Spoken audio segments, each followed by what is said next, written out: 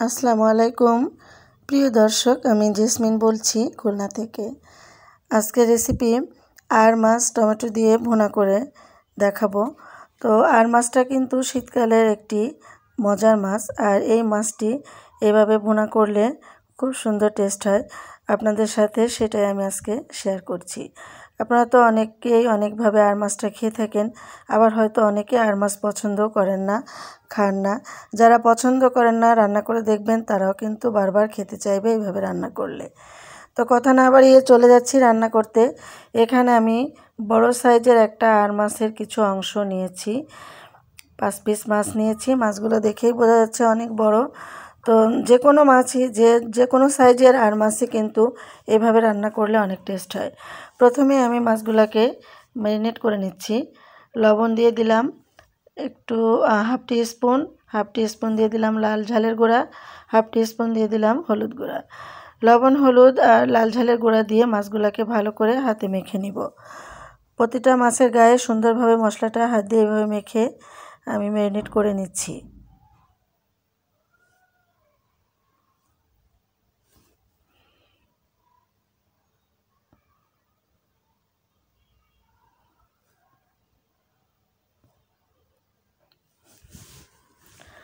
এভাবে ম্যারিনেট হয়ে গেল। এখন আমি রেখে দিচ্ছি। রান্না করতে যাচ্ছি। চুলায় দিয়ে দিলাম একটা ফ্রাই প্যান, আর তাতে দিয়েছি আমি সামান্য কিছু সাদা তেল। এখানে 3-4 টেবিল চামচ হবে তেলের পরিমাপটা। আর এখন তেলটা গরম হয়ে গিয়েছে, এক এক করে মাছগুলো দিয়ে দিচ্ছি।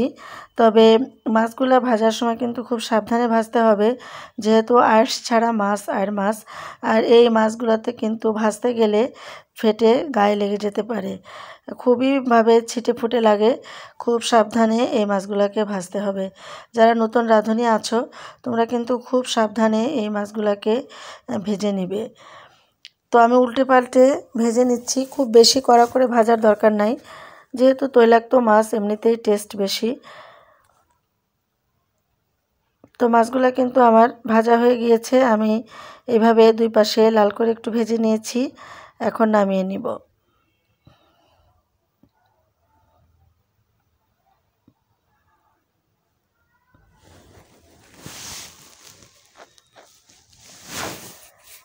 প্রিয় দর্শক, আপনি যদি আমার চ্যানেলে নতুন হয়ে থাকেন, এখনও যদি সাবস্ক্রাইব করে না থাকেন, আমার চ্যানেলটি সাবস্ক্রাইব করার অনুরোধ রইল। পাশে থাকা বেল আইকনটি ক্লিক করে দিবেন, তাতে করে আমি যখনই নতুন কোনো ব্লগ ভিডিও দিব, আপনি সবার আগে নোটিফিকেশানে দেখে নিতে পারবেন। যারা ফেসবুক পেজ থেকে দেখছেন, তাদেরকে অনুরোধ করব আমার পেজটি ফলো করে দিতে।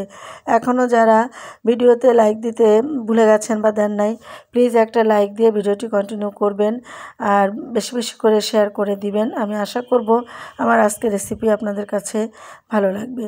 আমার ঠান্ডা লেগেছে, এই জন্য গলাটা একটু প্রবলেম হচ্ছে। আশা করব ক্ষমা সুন্দর দৃষ্টিতে দেখে নেবেন। মাছগুলা ভাজা হয়ে গিয়েছে। এখানে আমি আরও 2 টেবিল চামচ সাদা তেল দিয়ে দিলাম। একই তেলে আমি রান্না করব। ফোড়নের জন্য আমি এখানে হাফ টি স্পুন সাদা জিরা আর একটা তেজপাতা 2 টুকরো করে দিয়ে দিলাম। দিয়ে একটু নেড়েচেড়ে নিচ্ছি। এখন পেঁয়াজ দিয়ে দিলাম। এখানে 2টা বড় সাইজের পেঁয়াজ কুচি করে রেখেছিলাম, সেটাকে দিয়ে দিলাম। পেঁয়াজ কুচিটা দিয়ে ভালো করে নেড়েচেড়ে ভেজে নিব। পেঁয়াজ কুচিটা একটু ভাজা ভাজা হয়ে গেলে স্বাদ মতো লবণ দিয়ে দিলাম। দিয়ে দিচ্ছি 1 টেবিল চামচ আদা বাটা। ভালো করে নেড়েচেড়ে নিচ্ছি মশলাগুলো। আমার একটু বলতে ভুল হয়ে গিয়েছে, 1 টেবিল চামচ আদা বাটা আর 1 টেবিল চামচ রসুন বাটা আমি একসাথে দিয়েছি। এখানে আমি একটু পানি দিয়ে দিলাম, যাতে করে মশলাগুলো পুড়ে না যায়। এখন গুঁড়ো মশলা দিব, সেই জন্য একটু পানি দিয়ে নিলাম। এখন দিয়ে দিচ্ছি গুঁড়ো মশলা। আমি হাফ টি স্পুন দিয়েছি হলুদ গুঁড়া, আর 1 টিস্পুন দিলাম জিরার গুঁড়া, 1 টিস্পুন দিলাম লাল ঝালের গুঁড়া,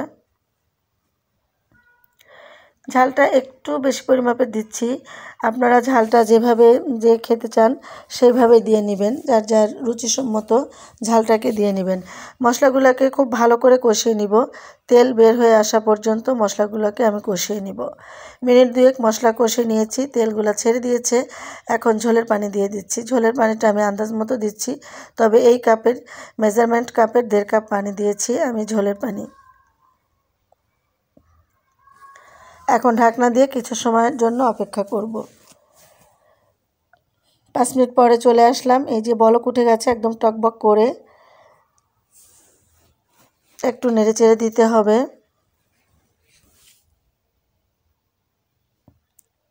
এখন আমি মাছগুলোকে দিয়ে দিব।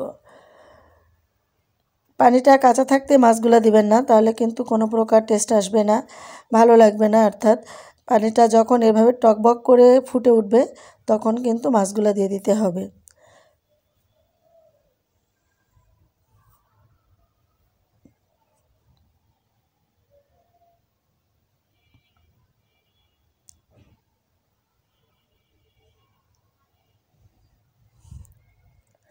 ঢাকনা দিয়ে আরও মিনিট 10 আমি রান্না করে নিব।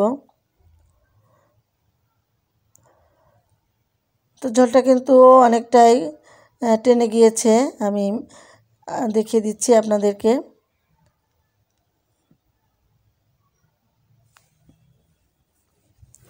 এই পর্যায়ে আমি পাকা টমেটো দিয়ে দিব। টমেটোগুলো আমি এভাবে টুকরো টুকরো করে কেটে নিয়েছি।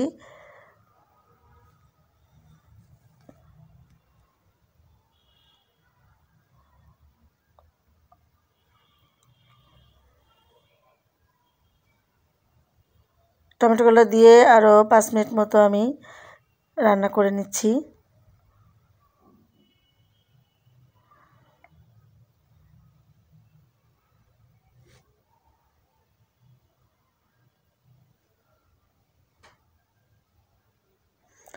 আমি তেজপাতাগুলো ফেলে দিচ্ছি, আমার তেজপাতাগুলো ভালো লাগে না, তরকারিতে থাকলে কেমন যেন একটা দেখা যায়।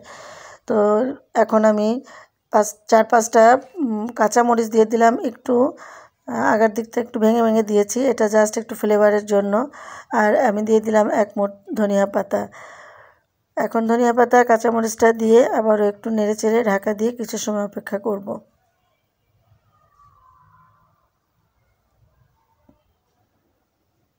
সুন্দর একটা ফ্লেভার আসবে ধনিয়া পাতা আর কাঁচামরিচগুলো একসাথে দেওয়ার জন্য।